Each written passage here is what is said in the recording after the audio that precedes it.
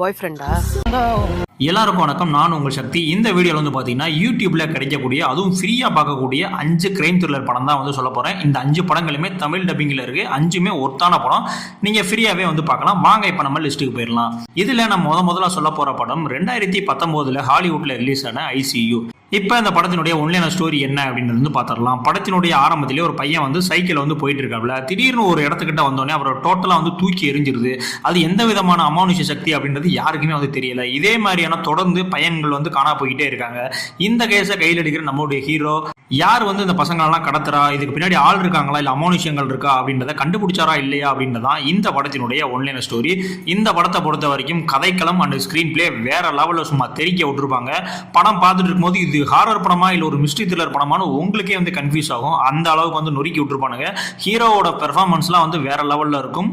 கடைசி வர அந்த சஸ்பென்ஸை மெயின்டைன் பண்ணிகிட்டே இருப்பாங்க. அதுதான் இந்த படத்தினுடைய மிகப்பெரிய பலம். நீங்கள் இவங்க தான் அவங்க தானே நீங்கள் வந்து ப்ரிடிக்ட் பண்ணவே முடியாது. அந்த அளவுக்கு கிளைமேக்ஸில் நீங்கள் எதிர்பார்க்காத ஒரு ட்விஸ்ட்டை வந்து வச்சிருப்பாங்க. நீங்கள் என்ன தான் உலக படங்கள் பார்த்துருந்தாலும் இந்த படத்தினுடைய ட்விஸ்ட்டை உங்களால் வந்து கண்டிப்பான முறையில் வந்து கணிக்கவே முடியாது. தமிழ் டப்பிங்கும் வந்து பார்த்தீங்கன்னா சூப்பராக வந்து பண்ணியிருந்தாங்க. பட் இதில் மைல்டான ஒரு அடல்ட் சீன்ஸ் இருக்குது, கிசிங் சீன்ஸ் இருக்குது. ஸோ அதெல்லாம் பார்த்துட்டு நீங்கள் ஃபேமிலியோட பார்க்கலாமா வேணாமா அப்படின்றத வந்து நீங்களே வந்து டிசைட் பண்ணிக்கோங்க. இந்த படத்துக்கு IMDb 6.8 ரேட்டிங் வந்து கொடுத்துருக்காங்க. இந்த படம் தமிழ் டப்பிங்லேயே இருக்குது. தமிழ் டப்பிங் சூப்பரா இருக்கு. ஸோ கண்டிப்பா வந்து வாட்ச் பண்ணுங்க. இது ஒரு மஸ்ட் வாட்ச் த்ரில்லர் படம். அடுத்து நம்ம ரெண்டாவதா பார்க்க போற படம் 2019 ஹாலிவுட்ல ரிலீஸ் ஆன T-34. இந்த படத்தினுடைய ஒன்லைன் ஸ்டோரி என்னன்னா, படத்தினுடைய நாயகனுக்கு வந்து ஒரு மிகப்பெரிய ஒரு ப்ராஜெக்ட் வந்து கையில கொடுக்குறாங்க. என்ன அப்படின்னா, இந்த மாதிரி ஜெர்மனி படைகள்லாம் முன்னேறி வந்து வந்துட்டு இருக்கு. அவங்க வரணும் அப்படின்னா இந்த கிராமத்தை தாண்டி தான் வரணும் அப்படின்னு சொல்லி நீங்க அதுக்கு முன்னாடி அந்த படைகள் இங்க வர்றதுக்கு முன்னாடி நீங்களே வந்து தடுத்துருங்க அப்படின்ற மாதிரி ரஷ்யால ஒரு டேங்குக்கு ஹெட்டா இருக்கக்கூடிய நம்முடைய ஹீரோவுக்கு வந்து இந்த பொறுப்பு வந்து ஒப்படைக்கப்படுது. நம்மளுடைய ஹீரோவும் அந்த டேங்க் எல்லாம் வந்து உள்ள வர விடாம ரொம்பவுமே வந்து போராடி வந்து தடுத்து நிறுத்துறாப்புல. ஒரு சுச்சுவேஷன்ல நம்மளுடைய ஹீரோவே வந்து அவங்க அரெஸ்ட் பண்ணிட்டு போயிடுறாங்க ஜெர்மனிக்கு.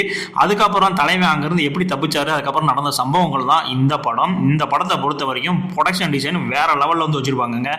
ஒரு வார் சீக்வன்ஸ் படம்னா இப்படி தான் இருக்கணும், மேக்கிங் இப்படி தான் இருக்கணும் அப்படின்றதுக்கு ஒரு மிகப்பெரிய எக்ஸாம்பிளாக இருந்த படம் இந்த T-34 படம். வார் சீன்ஸ் எல்லாமே வந்து பார்த்தீங்கன்னா அந்த அளவுக்கு வந்து ஒர்த்தா பண்ணியிருப்பாங்க. VFX சீன்ஸ் எல்லாமே வந்து சும்மா தெரிய விட்டுருப்பாங்க. மெயினாக வந்து பார்த்தீங்கன்னா இந்த படத்தில் சவுண்ட் டிசைனிங் நம்ம சொல்லியே ஆகணும். அந்த அளவுக்கு நீங்கள் ஹெட்செட் போட்டுலாம் படம் பார்த்தீங்க அப்படின்னா கிட்டத்தட்ட அந்த போர்க்களத்தில் நம்மளே இருக்கிற மாதிரியான ஃபீல் வந்து இந்த படம் வந்து கொடுக்கும். ஒரு சீட் எட்ஜில் இருக்கக்கூடிய ஒரு த்ரில்லர் படங்க. அது மட்டும் இல்லைங்க, இந்த படம் வெறும் 10 மில்லியனில் எடுக்கப்பட்டு கிட்டத்தட்ட $35 மில்லியன் வரைக்கும் வந்து கலெக்ஷன் பண்ணுச்சுங்க. அப்ப இந்த படத்தினுடைய மேக்கிங் ஸ்டைல்லாம் எந்த அளவுக்கு இருக்குன்னு பாத்துங்க.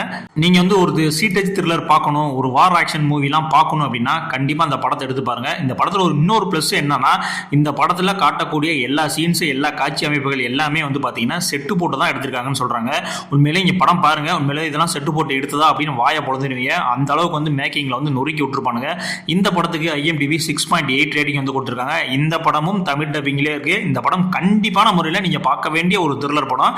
நீங்க பார்த்துட்டு நீங்களே வந்து எனக்கு வந்து தேங்க் பண்ணுவீங்க. அந்த அளவுக்கு வந்து ஒரு ஒர்த்தா இருக்கும் இந்த படம். அடுத்து நம்ம மூணாவதா பார்க்க போற படம் 2021 ரிலீஸ் ஆன ஷாம் சின்கார் ராய். இந்த படம் நானி ஃபேன்ஸ்க்குலாம் ரொம்பவுமே வந்து ஃபேவரட்டா இருக்கும். வாங்க இந்த படத்தினுடைய ஒன்லைன் ஸ்டோரி என்ன அப்படின்றத பார்த்தரலாம். நம்மளுடைய கதாநாயகனான நானி வந்து பார்த்தீங்கன்னா ஒரு மிகப்பெரிய வந்து ஒரு டைரக்டர் ஆகணும் அப்படின்ற மாதிரியான ஆசையில் ஒரு சின்ன ஷார்ட் ஃபிலிம் எடுத்து அதையும் சக்ஸஸ்ஃபுல்லாக முடிக்கிறாரு. அந்த ஷார்ட் ஃபிலிமை வச்சு ஒரு மிகப்பெரிய படத்துக்கு ப்ராஜெக்ட்டும் வந்து ஓகே ஆகுது. அந்த படத்தையும் வந்து எடுத்து முடிச்சு ரிலீஸ் ஆயிடுது. நல்லாவே வந்து படம் போயிட்டு இருக்கு. ஆனால் அந்த சுச்சுவேஷன்ல இல்ல, இந்த படத்தினுடைய கதை ஒரு நாவலை பேஸ் பண்ணி இவர் அப்படியே வந்து டப்பா அடிச்சு படமா எடுத்துட்டாப்ல அப்படின்னு சொல்லி ஒரு கேஸ் வந்து போடுறாங்க. கடைசியில தலைவன் அதுல இருந்து எப்படி மீண்டு வந்தாரு அப்படின்றதான் இந்த படத்தினுடைய ஒன்லைன் ஸ்டோரி. இந்த படத்தை பொறுத்த வரைக்கும் கரண்ட்ல நடக்கிற மாதிரியும் பீரியாடிக்காவும் 2 டிஃப்ரெண்ட் ஜானர்ல வந்து நானியா பார்க்கலாம். ரெண்டுலயுமே வந்து பாத்தீங்கன்னா அந்த ப்ரொடக்ஷன் டிசைன்லாம் வேற லெவல்ல வந்து பண்ணியிருப்பாங்க. பிரிட்டிஷ் காலத்திலையும் சரி, இப்போ கரண்ட்லையும் சரி, அதுக்குமான டிஃபரன்ஸ் வந்து சூப்பராக வந்து காட்டியிருப்பாங்க. நானி அவர்களுடைய பெர்ஃபார்மன்ஸ் இந்த படத்தில் வேற லெவலில் இருக்குங்க. அது மட்டும் கிடையாதுங்க, சாய் பல்லவி தான் இந்த படத்துக்கு நானியை காட்டிலும் மிகப்பெரிய பலம். செகண்ட் ஹாஃப் ஃபுல்லாகவே வந்து பார்த்தீங்கன்னா நானியை விட சாய் பல்லவி தான் வந்து ஸ்கோர் பண்ணியிருப்பாங்க. அந்த அளவுக்கு வந்து ஒரு சூப்பரான ஒரு நடிப்பு வந்து கொடுத்துருப்பாங்க. ஆனால் இந்த படம் வந்து கொஞ்சம் லென்த்துங்க. கிட்டத்தட்ட ஒரு 2.5 மணி நேரம் 2:35 நிமிஷம் வரைக்கும் படம் ஓடுது. இன்னொரு 1/2 மணி நேரம் ட்ரிம் பண்ணியிருக்கலாம். மற்றபடி இந்த படம் பார்க்கக்கூடிய ஒரு தரமான ஒரு படம் தான் இது. இந்த படத்துக்கு IMDb 7.6 ரேட்டிங் வந்து கொடுத்துருக்காங்க.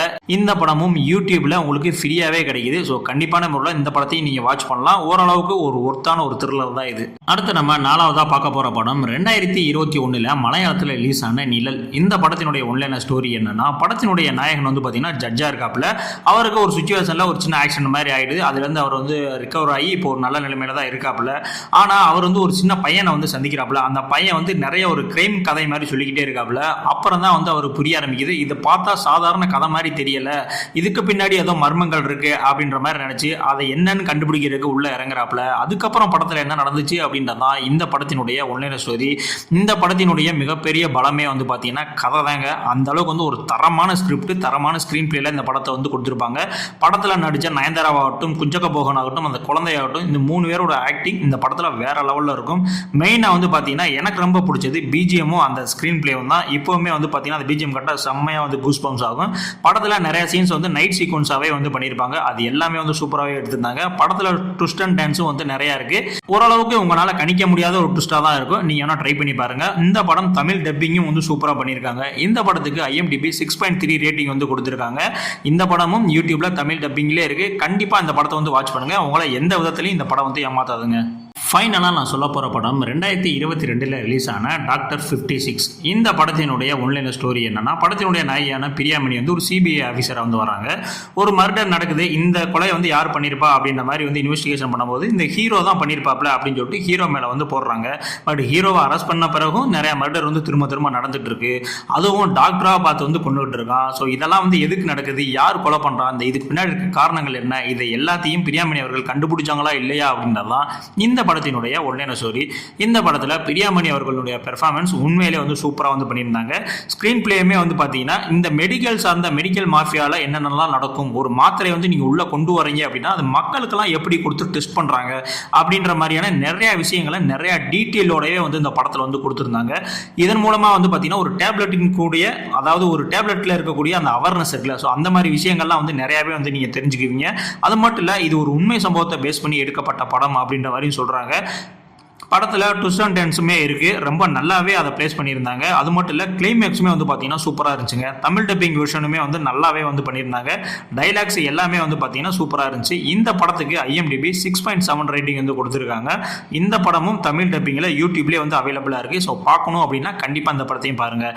இப்போ நான் சொன்ன இந்த 5 படங்களில் என்னுடைய பர்சனல் ஃபேவரட் எதுன்னு கேட்டிங்கன்னா T34ம் ICU, இந்த 2 படங்களை தான் சொல்லுவேன்.